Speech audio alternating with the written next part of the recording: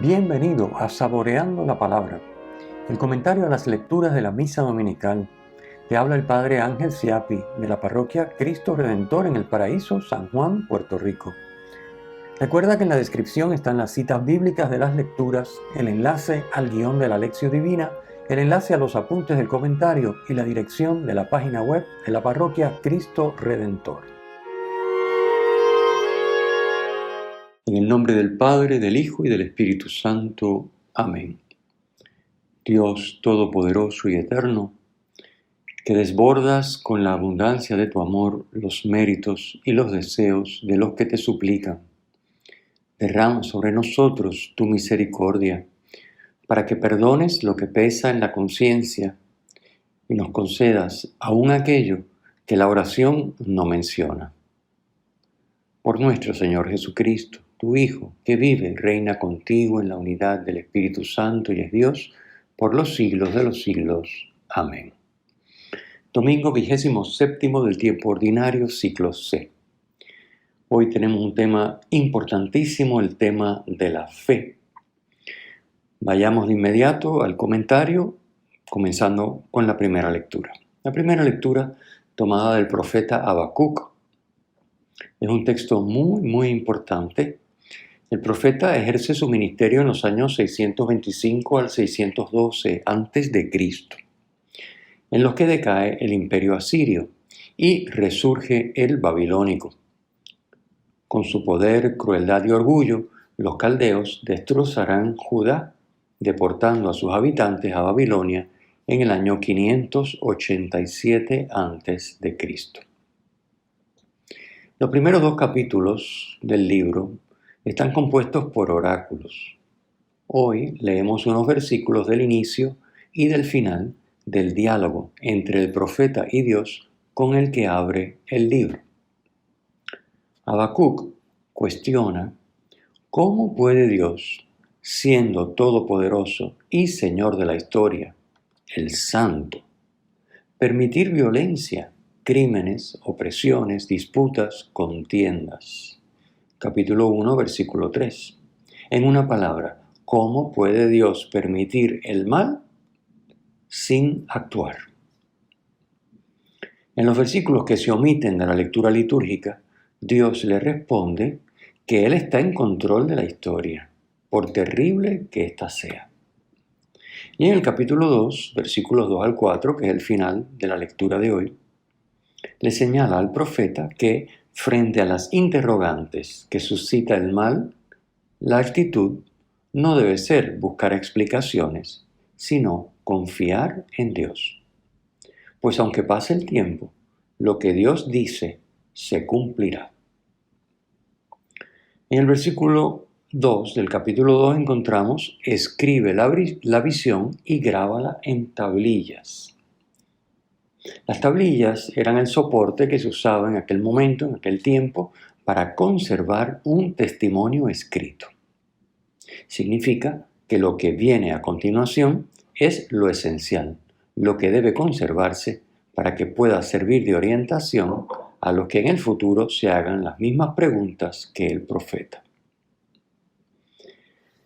El que se apoya en sí mismo, el altanero, versículo 4 del capítulo 2, el que busca entenderlo todo y tener el control, no triunfará, fracasará. Pero el mismo versículo 4 del capítulo 2 nos dice: el justo por su fe vivirá. El que tenga fe, el que confíe en Dios y persevere en su voluntad, ese es el justo. A pesar del mal que le rodea y afecta, y a pesar de la muerte, vivirá.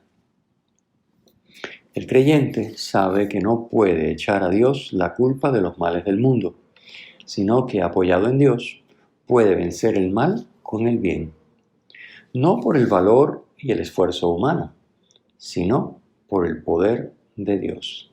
De ahí que sea clave el tema de la fe, la confianza en Dios y la obediencia a su palabra. Segunda lectura. La segunda lectura de hoy está tomada de la carta segunda de San Pablo a Timoteo. Recordamos que el domingo pasado la lectura estaba tomada de la primera carta de San Pablo a Timoteo. Timoteo es colaborador de San Pablo en la evangelización y estaba al frente de la comunidad de Éfeso. El texto de hoy es una invitación de Pablo a Timoteo a dedicarse a la evangelización con todas sus capacidades y sin desanimarse por las dificultades ni por los sufrimientos que debe sobrellevar, apoyándose en la fuerza de Dios, dice el versículo 8. El rito de imposición de manos, mencionado en el versículo 6 y que aparece también en la primera carta a Timoteo, capítulo 4, versículo 14, comunicaba el don del ministerio apostólico. El don de Dios, versículo 6, se refiere al carácter que imprime el sacramento del orden y que permanece para siempre en el que lo recibe, a semejanza de Cristo, de cuyo sacerdocio participa. Por eso conviene reavivarlo como el fuego, para que produzca todo lo que potencialmente encierra. En el versículo 13, San Pablo aconseja a Timoteo: ten por modelo las palabras sanas que has oído de mí. El evangelizador tiene que ser fiel al mensaje recibido, porque lo que anuncia no es algo propio, sino que tiene su fundamento en Cristo Jesús. En el versículo 14, San Pablo recomienda: vela por el precioso depósito con la ayuda del Espíritu Santo. El Espíritu actúa en la Iglesia, santificando a sus miembros y ayudando a que los pastores custodien y transmitan la revelación recibida por medio de los apóstoles, es decir, el depósito de la fe. El Evangelio está tomado del capítulo 17 de San Lucas. La fe es don de Dios, por lo que es necesario pedírsela. En el Evangelio de hoy, los apóstoles le piden al Señor: aumentanos la fe. Versículo 5. Jesús responde que no es cuestión de cantidad, sino de calidad. O nos fiamos de Dios y le obedecemos, o no lo hacemos. No es cuestión de cantidad, es cuestión de calidad. En el sentido de que nos fiemos y le obedezcamos con toda nuestra vida, en todas las circunstancias, en todas nuestras relaciones y con todos nuestros bienes.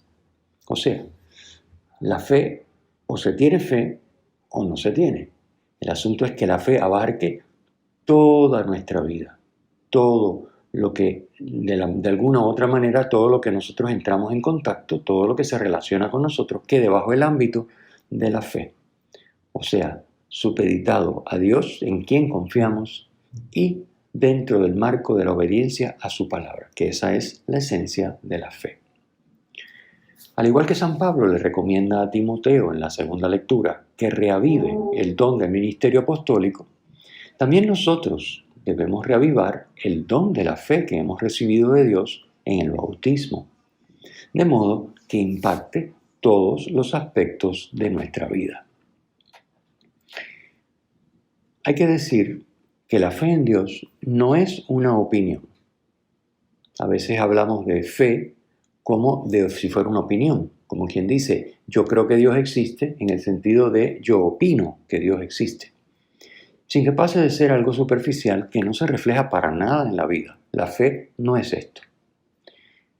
La fe tampoco consiste en contenidos intelectuales, sino que es una manera de vivir, aunque para expresar este modo de vida se recurra a ideas que necesariamente se expresan mediante el lenguaje. La fe en Dios no es superstición. El supersticioso pretende poner a Dios a su servicio para obtener lo que quiere, a cambio de realizar ciertos actos externos. El ejemplo que pone Jesús de la morera, que obedece las instrucciones de una persona con fe, no se puede entender de este modo. no se puede entender como algo supersticioso. Es una ilustración de cómo la fe verdadera nos lleva a participar del poder de Dios, haciendo posible lo que por nosotros mismos no somos capaces de realizar. La fe en Dios no es un intercambio entre iguales. Así sucede con el que piensa que sus buenas obras exigen que Dios le dé una retribución. Doy para que me den, como en el caso de muchos fariseos. Ante Dios no podemos reclamar nada, porque nada se merece, sino que todo es puro don de Dios. Somos como los siervos inútiles, versículo 10 de la parábola, que haciendo lo que teníamos que hacer, lo que Dios nos ha mandado, versículo 9, paradójicamente le hemos permitido a Dios ponerse a nuestro servicio y darnos todo lo que tiene para nosotros, incluyendo la comunión de vida con Él. De modo que nuestra fe, que nos lleva a una caridad operativa, a un amar, a un manejar todo según la voluntad de Dios, fiándonos de Él, no nos da derecho a nada. Simplemente lo que hace es permitirle a Dios ponerse a nuestro servicio. Le permite a Dios darnos los dones que tiene para nosotros. Y por supuesto el don, sobre todo don, que es el mismo, la comunión de vida con Él, lo que llamamos la vida eterna. No es que porque hayamos hecho, tengamos derecho a, sino que lo que hacemos le permite a Dios. Cuando no hacemos lo que nos toca, Dios llega hasta un punto y de ahí en adelante no puede seguir actuando porque somos libres. No nos va a obligar, porque el amor no puede ser obligado. Así que esto es bien importante entenderlo. Este es el meollo de la cosa. No podemos merecer nada porque todo es don. Lo que sí hacemos con nuestro esfuerzo es permitirle a Dios darnos aquello que depende de que nos lo dejemos dar. Y el esfuerzo nuestro es simplemente para dejárnoslo dar. Con la parábola de los siervos inútiles, Jesús no pretende emitir un juicio moral sobre la esclavitud. Simplemente tomó un ejemplo del entorno sociocultural de la época para ilustrar la gratuidad con la que debemos vivir la fe, gratuidad propia del amor. La parábola ilustra esta gratuidad también de parte de Dios, quien no nos concede sus dones porque esté agradecido por nuestro esfuerzo y entrega, sino por puro amor. ¿Tiene que estar Dios agradecido de nosotros porque hemos hecho lo mandado, como dice el versículo 9? No, Dios no tiene que estar agradecido de nosotros. ¿Por qué? Porque el amor no es una compensación. Si Dios estuviera agradecido de nosotros y nos fuera a compensar por lo que hemos hecho por Él, ya no sería amor. Porque el amor, repito, no es una compensación. Así que nos puede sorprender, porque nuestro ego es bien grande, pero la realidad es que si somos humildes sabemos que Dios no tiene que estar agradecido de nosotros. Y gracias a que no está agradecido de nosotros, sino que no es una compensación, sino que es amor lo que Él tiene por nosotros. Y la manera que nos trata no es una manera de compensar en justicia lo que nos debe, sino de amarnos libre y gratuitamente. Gracias a que es así, podemos tener acceso a la vida eterna, porque si somos realmente objetivos, no hay nada que nosotros podamos hacer para merecer la comunión con Dios. Simplemente, punto. No hay nada que podamos hacer.